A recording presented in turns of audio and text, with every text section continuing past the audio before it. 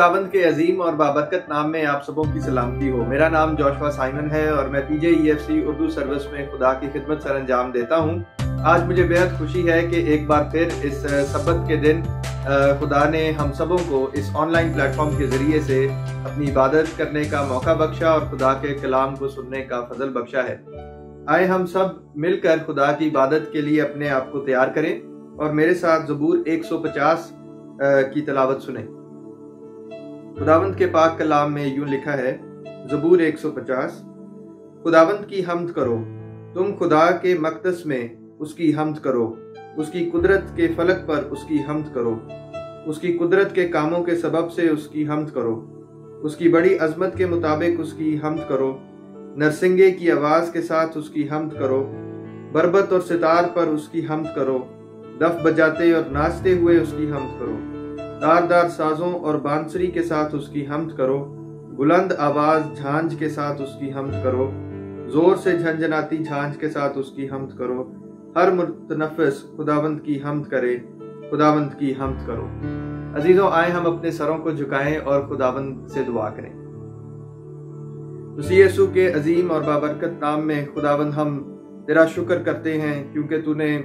یہ فضل بخشا کہ خداوند آج کے اس دن تیرے حضور اکٹھے ہو سکیں۔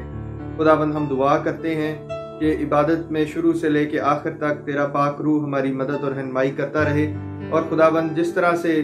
خداوند ہم اس اکٹھے ہو کر عبادت کرتے ہیں اپنے خاندانوں میں، اپنے گھروں میں، اور خداوند جہاں کہیں بھی ہم لوگ جس حال میں ہیں خداوند تیری عبادت کر سکیں، خداوند اس کے لیے تیرا شکر کرتے ہیں اور دعا کرتے ہیں کہ تیری حضوری ہمارے ساتھ بنی رہے۔ پیارے باپ، دعا کرتے ہیں کہ اس عبادت سے خداوند ہم ایمان میں مضبوط ہو سکیں اور خداوند تیرے پاک کلام کا جو بیج ہماری زندگیوں میں بویا جائے، خداوند ہم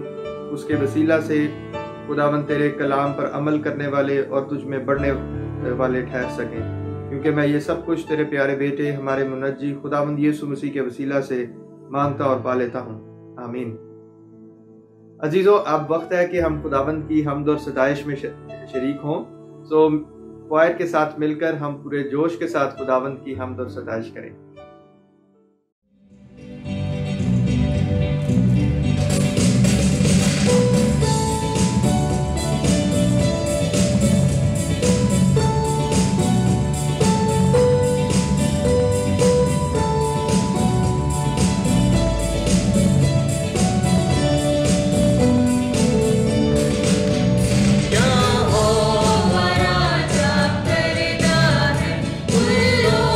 Mera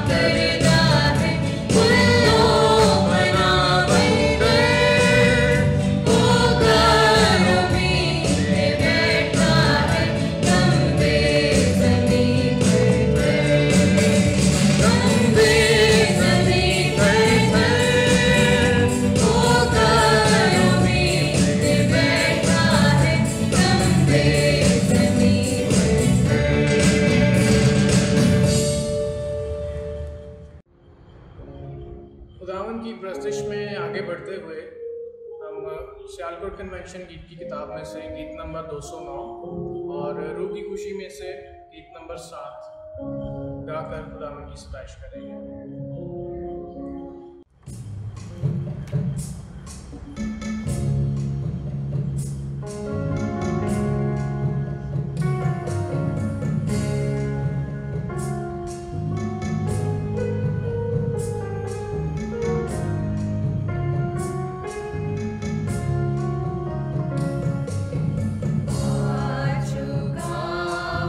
तेरे दर पर अब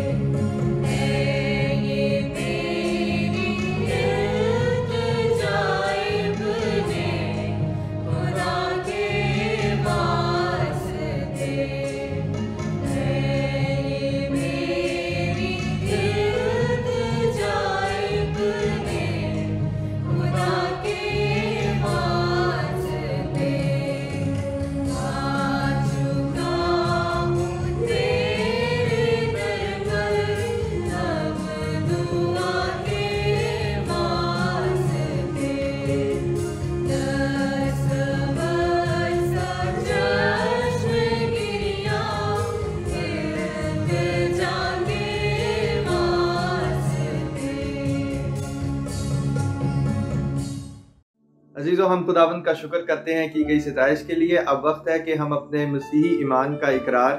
کریں بآواز بلند۔ سو میرے ساتھ رسولوں کا عقیدہ دہرائیں۔ میں ایمان رکھتا ہوں خدا قادر مطلق باپ پر، جس نے آسمان اور زمین کو پیدا کیا، اور اس کے اکلوتے بیٹے ہمارے خداوند یسوع مسیح پر، جو روح القدس کی قدرت سے پیٹ میں پڑا، کنواری مریم سے پیدا ہوا،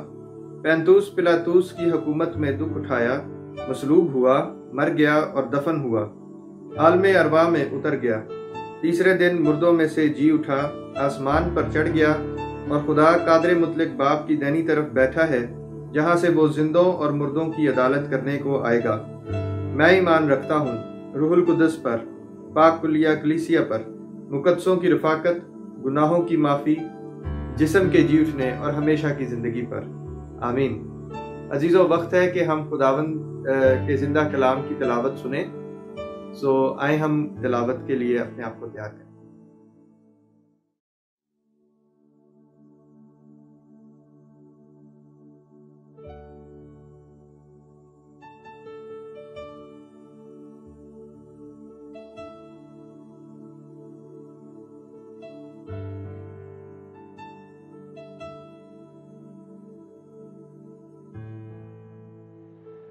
خداوند فرماتا ہے، میں اس وقت اسرائیل کے سب گھرانوں کا خدا ہوں گا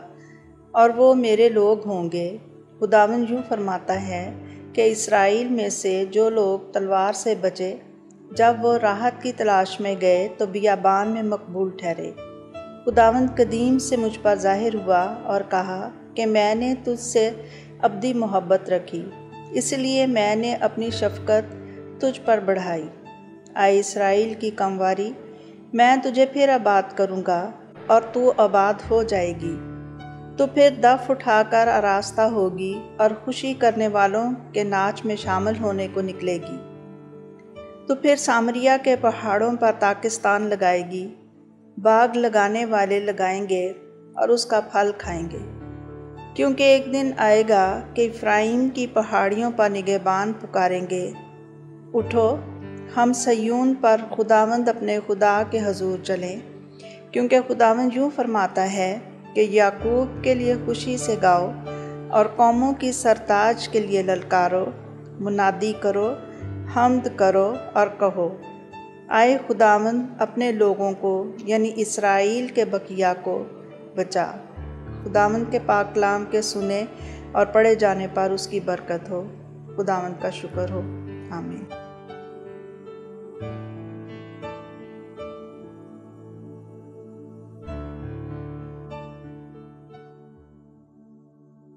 Second scripture reading from Gospel of Matthew, chapter 21, verse 33 to 46. کلام مقدس میں سے آج کی دوسری تلاوت متی رسول کی معرفت لکھی گئی انجیل، اس کا 21واں باب 33 سے 46 ایک اور تمثیل سنو۔ ایک گھر کا مالک تھا جس نے تاکستان لگایا اور اس کے چاروں طرف احاطہ گھیرا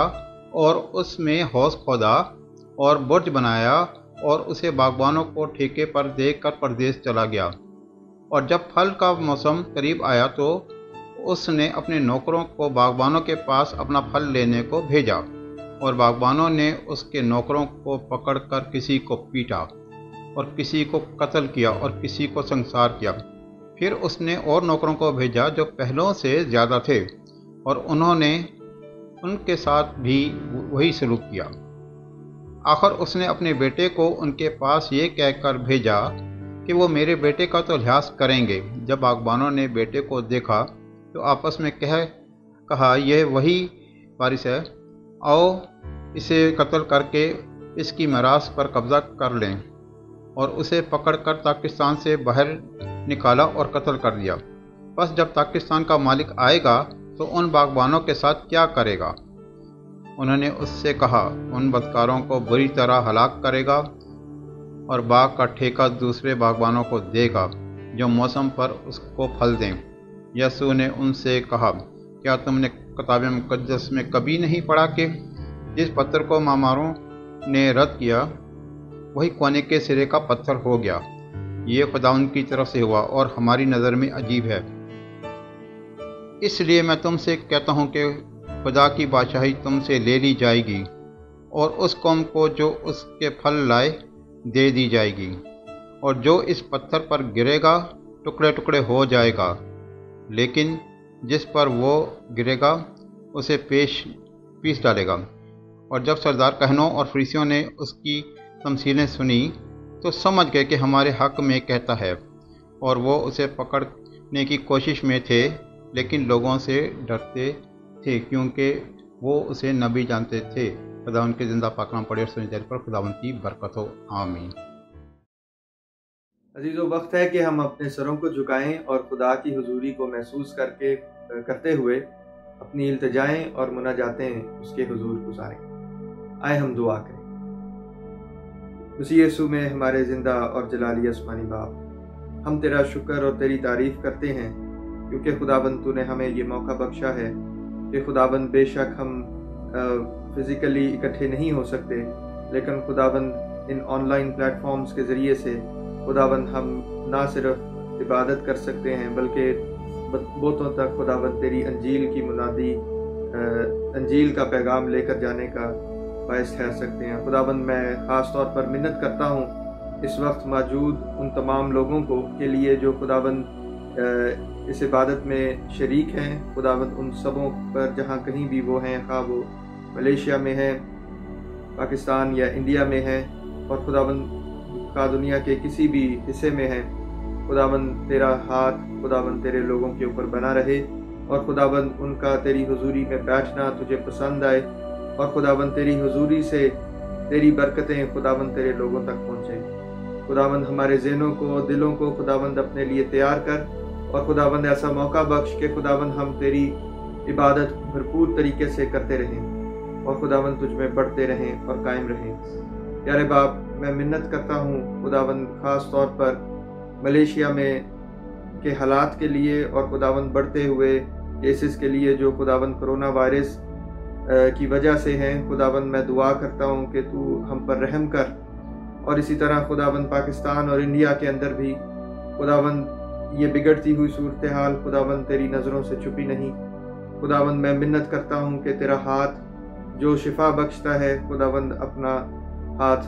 ان تینوں جگہوں پہ بلکہ اس پوری دنیا پر بڑھا، اور خداوند اس وبا سے خداوند ہم سبوں کو آزادی بخش۔ اور پیارے باپ، وہ لوگ جو اس وبا میں مبتلا ہیں ان کو اور ان کے خاندانوں کو تیرے زخمی ہاتھوں میں سونپتا ہوں، اور منت کرتا ہوں پیارے باپ کہ تیرا ہاتھ ان کے اوپر بنا رہے اور وہ جلد شفا پا سکیں، بلکہ خداوند اس مشکل وقت میں خداوند ایسا ممکن ہو سکے کہ خداوند وہ تجھے دیکھ سکیں اور پہچان سکیں، اور تیری قدرت کو مان سکیں اور تجھ پر ایمان لا سکیں۔ پیارے باپ، میں ان ڈاکٹرز کے لیے اور ان سائنسدانوں کے لیے جو خداوند دن رات اس کی ویکسین اور دوائی بنانے کی کوشش میں مصروف ہیں، پیارے باپ میں ان تمام لوگوں کو تیرے زخمی ہاتھوں میں سونپ دیتا ہوں،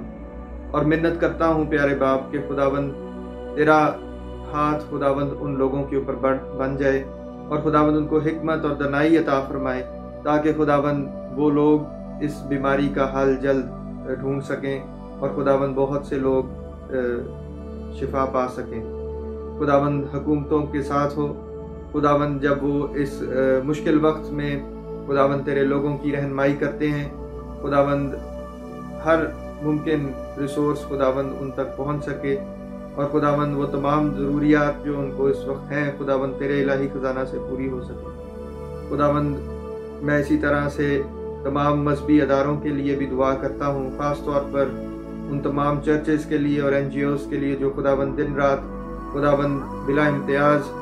رنگ، نسل اور مذہب کے خداوند تیرے لوگوں کی خدمت میں مصروف ہیں۔ خداوند تو ان سبوں کو خداوند برکت بخش، اور خداوند اپنے لوگوں کو خداوند تو اپنے گھر سے خداوند مہیا کر، اپنی ہیکل سے خداوند مہیا کر۔ پیارے باپ، میں اسی طرح ان تمام ڈیلی ویجرز کے لیے دعا کرتا ہوں جن کو خاص طور پر نقصان ہوا ہے اس کووڈ-19 کی وبا کی وجہ سے۔ خداوند تو جو ہمارا حل مشکلات ہے، اور خداوند تیرے آگے کوئی چیز ناممکن نہیں۔ خداوند ان تمام لوگوں کو خداوند تیرے زخمی ہاتھوں میں سونپتا ہوں، تجھ سے منت کرتا ہوں خداوند کہ تو ہی خداوند ہمارا پالنہار ہے۔ خداوند ہمارا مفتی داتا ہے، خداوند ان لوگوں کو خداوند کو شفا اور خداوند شفا بخش، اور خداوند ان کی سب ضرورتیں تیرے الہی خزانہ سے پوری ہوں خداوند۔ میں اسی طرح سے پیارے باپ ان تمام چرچز کے لیے بھی دعا کرتا ہوں خداوند، پاکستان میں، انڈیا میں اور ملیشیا کے اندر جو خداوند سرگرمی سے تیری خدمت کا کام انجام دے رہے ہیں، خداوند تیرے لوگ تیری طرف سے برکت پائیں اور خداوند حکمت اور دانائی پائیں، تاکہ خداوند تیری مرضی کے کام وہ اس دنیا میں خداوند رہ کر سکیں، تاکہ تیرا نام ہم سبوں کی زندگیوں سے جلال پاتا ہوا نظر آئے۔ خداوند ہماری زندگیوں کو خداوند اپنے کلام کے مطابق ڈھال، تاکہ خداوند جب لوگ ہمیں دیکھیں تو خداوند ہماری زندگیوں سے خداوند تیری شبیہ اور تیرا نور ظاہر ہو خداوند۔ پیارے باپ، یہی تیرا مقصد ہے اور یہی تیری مرضی تھی خداوند ہمیں خداوند اپنے پاس بلانے کی۔ پیارے باپ، میں اسی طرح سے آج کے پیغمبر کو تیرے زخمی ہاتھوں میں سونپتا ہوں اور منت کرتا ہوں کہ جو کلام تو نے خداوند اپنے بندہ کو بخشا ہے خداوند، وہ صحیح طور پر خداوند ہم سبوں تک پہنچا سکے۔ اور پیارے باپ، میں منت کرتا ہوں کہ وہ سب کام جو خداوند تو چاہتا ہے کہ ہماری زندگیوں میں نظر آئیں، پیارے باپ تیرے پاک کلام کی تاثیر خداوند ہماری زندگیوں میں گہرا اثر پکڑے خداوند، تاکہ خداوند ہم تیری مرضی کے کام پورے کر سکیں۔ پیارے باپ، اپنے آج کے پیغمبر کو پاسٹر سائمن کو تیرے زخمی ہاتھوں میں سونپتے ہیں، تاکہ خداوند جب وہ بولے تو وہ نہیں بلکہ تیرا پاک روح اس میں سے ہو کر بولے، اور خداوند تیرا روح خداوند ان عبادات کے ذریعہ سے بہت سے لوگوں کو ٹچ کر سکے اور خداوند ان کی زندگیاں تیری حضور بدل سکیں خداوند۔ آج کی ساری عبادت کو تیرے زخمی ہاتھوں میں سونپتے ہیں خداوند، اور منت کرتے ہیں کہ خداوند تو ان عبادات کے ذریعہ سے خداوند ان تمام لوگوں کے گھروں پہ ان کی جگہوں پہ خداوند تیری حضوری ہو جہاں یہ عبادات دیکھی جا رہی ہیں خداوند۔ باقی حصے میں بھی تیری رہنمائی مانگتے ہیں۔ میں یہ سب کچھ تیرے پیارے بیٹے ہمارے منجی خداوند یسوع مسیح کے وسیلہ سے مانگتا اور پا لیتا ہوں، آمین۔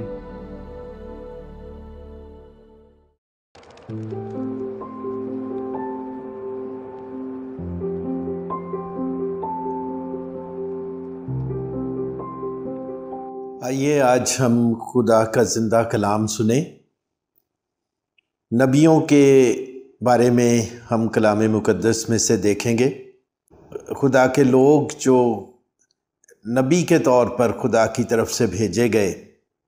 وہ خدا کے خاص چنے ہوئے لوگ تھے، اور خدا کی طرف سے انہیں ایک اونچا مرتبہ دیا گیا تھا کہ وہ کاہنوں کی رہنمائی کریں اور وہ بادشاہوں کی رہنمائی کریں۔ اس مقصد کے لیے نبیوں نے جو کام کیا وہ بہت ہی پائیدار اور بہت ہی مفید کام انہوں نے انجام دیا۔ یہ وہ وقت تھا جب کاہن اپنی ذمہ داریوں میں ناکام ہو چکے تھے اور خدا کے سامنے ان کا مقام ٹھیک نہیں تھا، اس لیے خدا نے کاہنوں کی رہنمائی کے لیے نبیوں کو بھیجا۔ اس کے بعد بادشاہوں نے بھی کچھ ایسا ہی کیا، اور خدا نے بادشاہوں کے لیے بھی نبیوں کو مقرر کیا، اور انہوں نے آ کر سخت پیغام بھی دیے، بادشاہوں کی رہنمائی بھی کی، کاہنوں کی رہنمائی کی، اور انہوں نے سختی سے بعض خامیوں کی نشاندہی بھی کی، جس کی وجہ سے نبیوں کو مارا پیٹا بھی گیا، ان کو قتل بھی کیا گیا، اور اس طرح سے انہوں نے سخت خدمت انجام دی۔ اس وقت بہت سے جھوٹے نبی بھی تھے جنہوں نے بہت سا کام کیا، اور وہ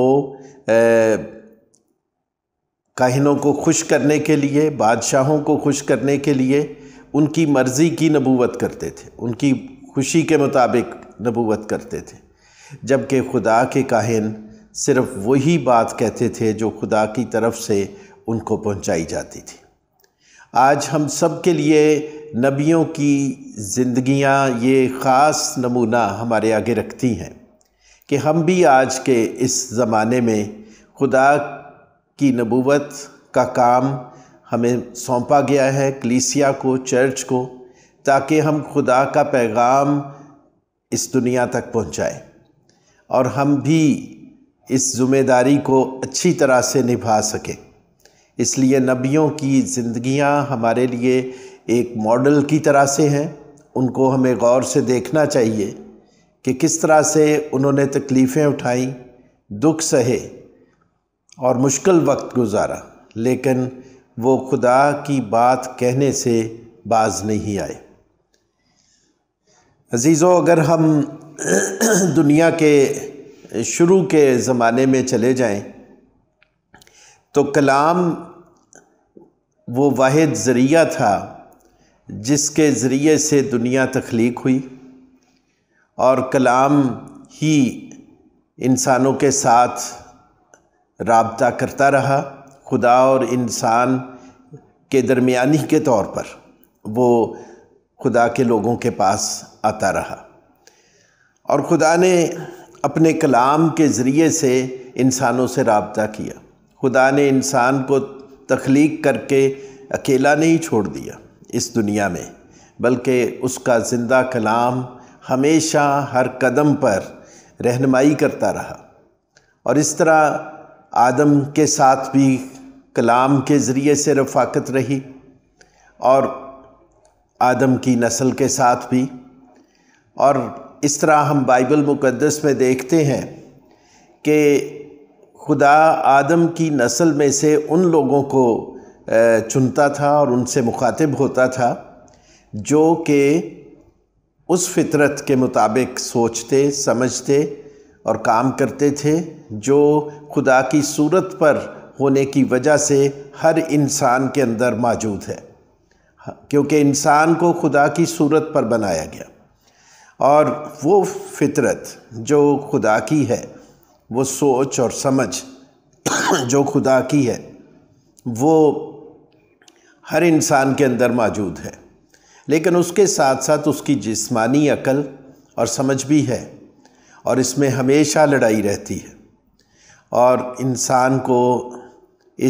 ہر انسان کو اس لڑائی سے گزرنا پڑتا ہے۔ اور خدا نے آدم کی نسل میں سے سیت کو چنا، اور اس کے بعد یہ سلسلہ چلتا رہا اور یہ نوح کے زمانے تک پہنچا، اور نوح کے بعد اس کے بیٹوں میں سے سم کو چنا، اور سم سے یہ بات آگے یہ سلسلہ جو ہے وہ ابراہیم تک پہنچا، اور پھر خدا نے ابراہیم کو چنا اور اس کے ساتھ وعدہ کیا کہ وہ اس کی نسل کو برکت دے گا، اور اس کی نسل کے وسیلے سے دنیا کی سب قومیں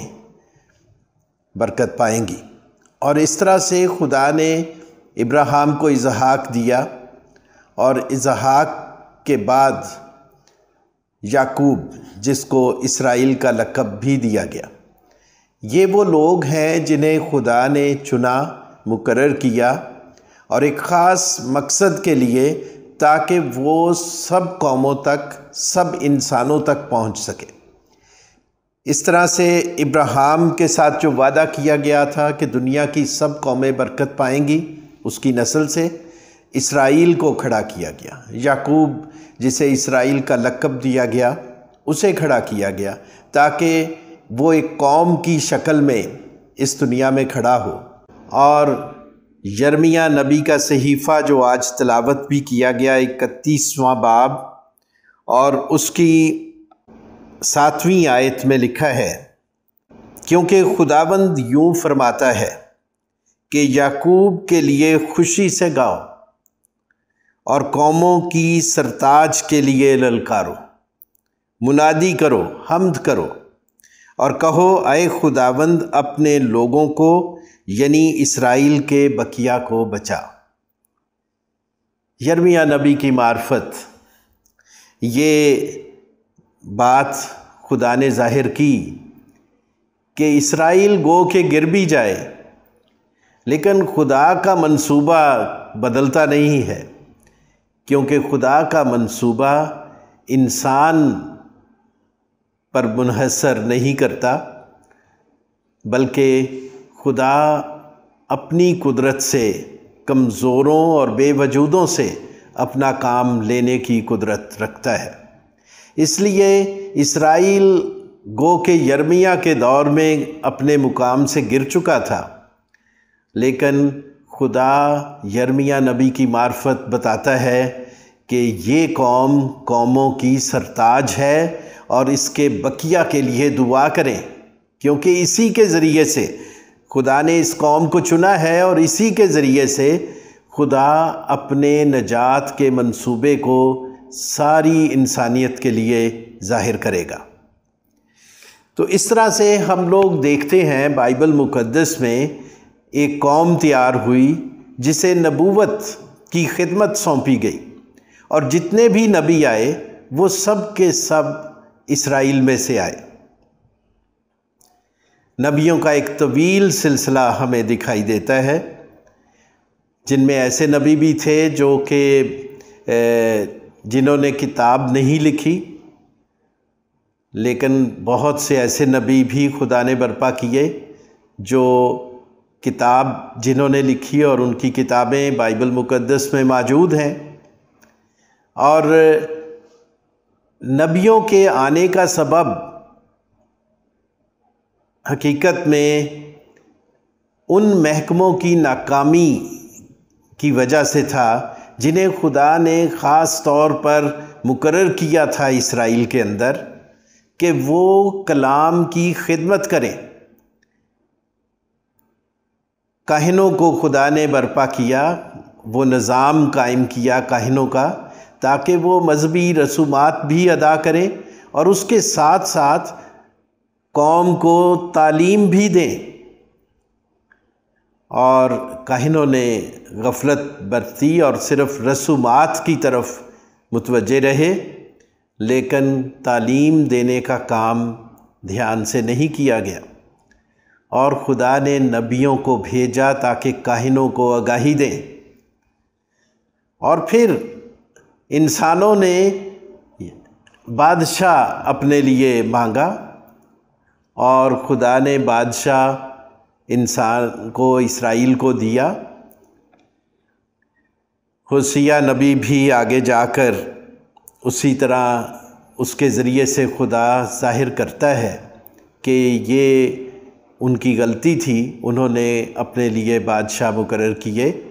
ہوسیہ کی کتاب میں اس کا ذکر ہے۔ اور سیموئل نبی بھی اس بات پر خوش نہیں تھا، لیکن بادشاہ مقرر کیے گئے۔ خدا نے کہا ٹھیک ہے، آپ کو بادشاہ چاہیے، تو وہ دیے گئے۔ لیکن بادشاہوں کی تاریخ بائبل میں درج ہے کہ وہ کس بری طرح سے ناکام ہوئے۔ بادشاہوں کی اکثریت خدا کے کلام کے تابع نہیں تھی، بلکہ وہ خدا کے کلام کو پیچھے پھینکتے رہے اور اپنی مرضی سے چلتے رہے۔ بادشاہوں کے آنے پر یہ دو ادارے، جن کا بنیادی مقصد ایک کا تعلیم دینا تھا کلام کی، اور دوسرے یعنی بادشاہوں کا مقصد تھا کہ وہ کلام کی تعلیم کے مطابق خود بھی چلیں، حکومت کو چلائیں اور عوام کو بھی کلام کے مطابق چلائیں۔ لیکن یہ دونوں ادارے اپنے مقصد میں ناکام ہو گئے، جس کے نتیجے میں خدا نے نبیوں کو برپا کیا۔ بادشاہوں کی ناکامی کے بعد نبیوں کا سلسلہ زیادہ تیزی سے کام کرتا ہوا دکھائی دیتا ہے، اور ہم دیکھتے ہیں کہ نبیوں نے سخت کلام دیا، کیونکہ ان کا کام تھا کہ وہ ان غلطیوں پر کی نشاندہی کریں جو بادشاہ کر رہے تھے، جو کاہن کر رہے تھے، جو قوم کر رہی تھی، جس کے نتیجے میں نبیوں کو قتل کیا گیا، ان کو مارا پیٹا گیا، اور بہت سے نبی شہید ہو گئے۔ عزیزوں، نبیوں کے ساتھ یہ سلوک جو بنی اسرائیل نے کیا تھا، اس کا ذکر مسیح خداوند نے ایک تمثیل میں کیا ہے، جو آج کی دوسری تلاوت متی کی انجیل کے 21ویں باب میں سے کی گئی۔ وہاں پر وہ تمثیل درج ہے جو مسیح خداوند نے بیان کی اور بتایا کہ وہ نوکر جو پاکستان کے مالک کی طرف سے بھیجے گئے تھے، انہوں نے ان نوکروں کے ساتھ جو ٹھیکیدار تھے پاکستان کے، انہوں نے کیا سلوک کیا۔ ان میں سے کچھ کو مارا پیٹا اور کچھ کو قتل کر دیا۔ یہ بالکل پرانے عہد نامے میں نبیوں کی وہ تاریخ تھی جو اس تمثیل میں مسیح خداوند نے بیان کی۔ لیکن مسیح خداوند نے ایک اور بات کا اضافہ بھی کیا، اور انہوں نے بتایا کہ آخر میں پاکستان کے مالک نے اپنے بیٹے کو بھیجا کہ شاید وہ اس کا لحاظ کریں گے، لیکن ٹھیکیداروں نے بیٹے کو بھی قتل کر دیا۔ اور یہاں مسیح خداوند نے اپنی صلیبی موت کی طرف اشارہ کیا۔ عزیزو، ہم ان دونوں حوالوں کی مدد سے نبیوں کے کام کو دیکھتے ہیں، اور آپ کو پتہ ہے کہ کلیسیا جسے خدا نے کھڑا کیا، جس میں آج دنیا کی سب قومیں شامل ہیں، اور یہ کلیسیا جو ہے، اس کلیسیا کو اسرائیل ہی کے ذریعے سے، یعنی مسیح خداوند بھی یہودا کے قبیلے سے، داؤد کے گھرانے سے آئے، اور جنہوں نے ابتدائی منادی کی وہ بھی سب یہودی تھے، اسرائیلی تھے، اور اس طرح سے کلیسیا کا قیام ہم اعمال کی کتاب میں دیکھتے ہیں۔ اور جو بڑا مقصد اس نئے کام کا جو خداوند نے ساری قوموں کو اکٹھا کر کے گواہ کو کھڑا کیا، گواہوں کو کھڑا کیا، وہ یہی تھا کہ وہ جو بڑا مقصد جس کی خبر ابراہیم کو دی گئی تھی کہ تیری نسل کے وسیلے سے دنیا کی سب قومیں برکت پائیں گی، آج وہ مسیح میں پورا ہو رہا ہے۔ اور کلیسیا کو جو خدمت ملی ہے وہی خدمت ہے جو اسرائیل کی تھی، کہ سب قوموں کو خدا کے نجات بخش پروگرام سے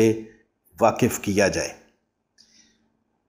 اس لیے عزیزو، ہم سب جو مسیح میں ہیں اس بات سے خبردار رہیں کہ اگر اسرائیل کو خدا نے نہیں چھوڑا تھا تو وہ کلیسیا کو بھی نہیں چھوڑے گا، اگر کلیسیا اپنے اس مقصد سے غافل رہے گی۔ جیسے اس نے اسرائیل کے بارے میں کہا تھا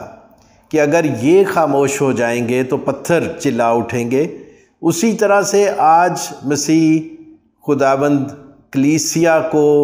ختم نہیں کرے گا، لیکن کلیسیا میں سے ایسے لوگوں کو کھڑا کرے گا اگر جو اس وقت مقرر ہیں اور کام نہیں کر رہے، وہ ضرور اس مرتبے سے ہٹائے جائیں گے۔ جیسے مکاشفہ کی کتاب میں یہ صاف لکھا ہے کہ ان کا چراغدان ان کی جگہ سے ہٹا دیا جائے گا۔ اس لیے عزیزو، ہم سب اس بات کو جان لیں کہ کلام الہی نبوت کی روح ہے، اور مقدس یوحنا رسول انجیل مقدس میں بیان کرتے ہیں کہ وہ کلام جو ابتدا میں خدا کے ساتھ تھا، وہ وہی کلام ہے جو مجسم ہو کر ہمارے درمیان رہا، اور ہم نے اس کا ایسا جلال دیکھا جیسا باپ کے اکلوتے کا جلال۔ اور عزیزو، آج اس بات کو ضرور یاد رکھیں کہ ہم مقرر ہیں کہ وہ نبوتی خدمت انجام دیں جس کے لیے خدا نے ہمیں مقرر کیا ہے۔ مقدس پالوس رسول پہلا کرنتھیوں اس کا 14واں باب اور اس کی اگر آپ پہلی 5 آیات دیکھیں تو وہاں مقدس پالوس رسول اس بات کا ذکر کرتے ہیں کہ یہ بات زیادہ بہتر ہے کہ لوگ نبوت کریں، اور اس کو وہ خاص اہمیت دیتے ہیں۔ نبوتی خدمت کے حوالے سے یوئیل نبی اپنی کتاب کے دوسرے باب کی 28ویں آیت میں یہ پیشن گوئی کرتے ہیں کلیسیا کے زمانے کی بابت کہ تمہارے بیٹے اور تمہاری بیٹیاں نبوت کریں گے۔ اور اعمال کی کتاب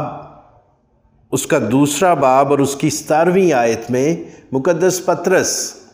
اسی حوالے کو لے کر اس بات کا ذکر کرتے ہیں کہ نبوت کی خدمت کلیسیا کو ملی ہے۔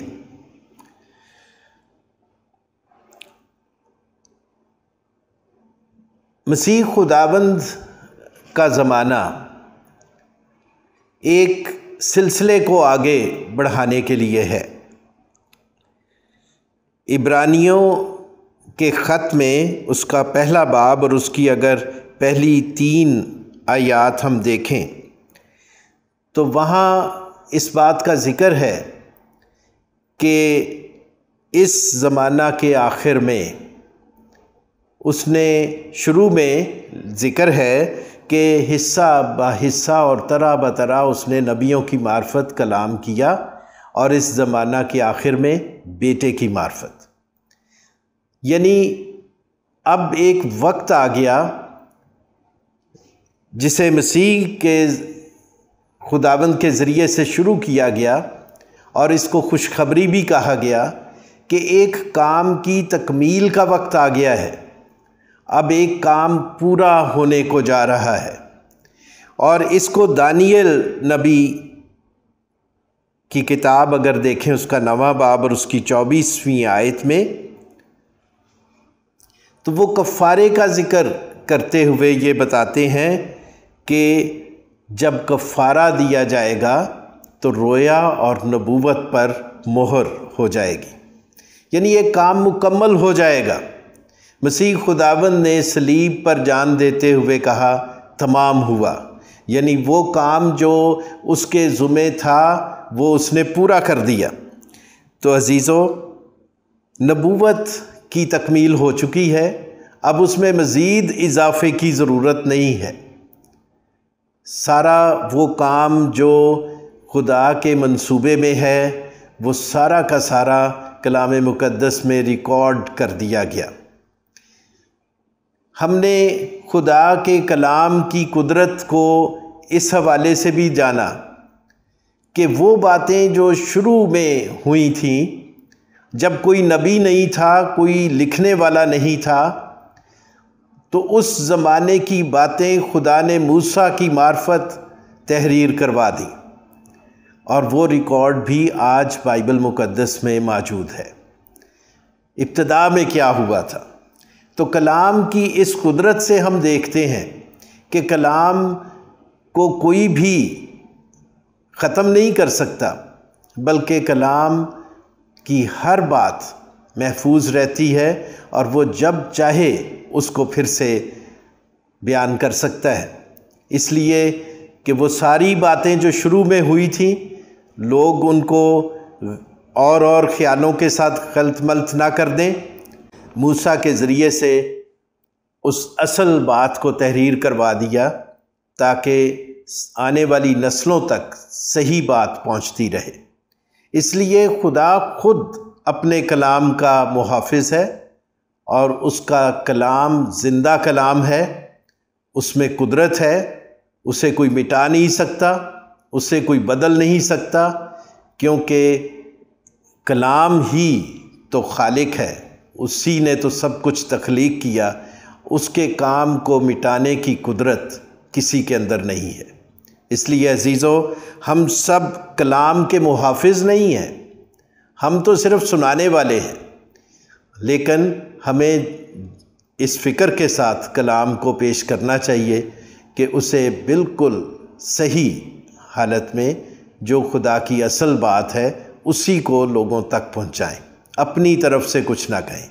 اس لیے آئیے ہم سب ذمہ داری کے ساتھ اپنے آپ کو تیار کریں، اور نبوت کا وہ کام جو اب ہمیں ملا ہے کہ ہم وہ نبوت جو ہم تک پہنچی ہے اس کو دوسروں تک پہنچائیں، یہ کام ہم توجہ سے کریں۔ خداوند آپ سبوں کو برکت دے۔ آمین۔ We, belonging from different nations, are gathered in your name and are saved by your blood, Lord. We are thank you. We can say thank you for all your love that you showed on the cross for us. ये Bible मुक़द्दस खुदा का कलाम, ये जिंदा किताब, ये जिंदा मनाम, ये Bible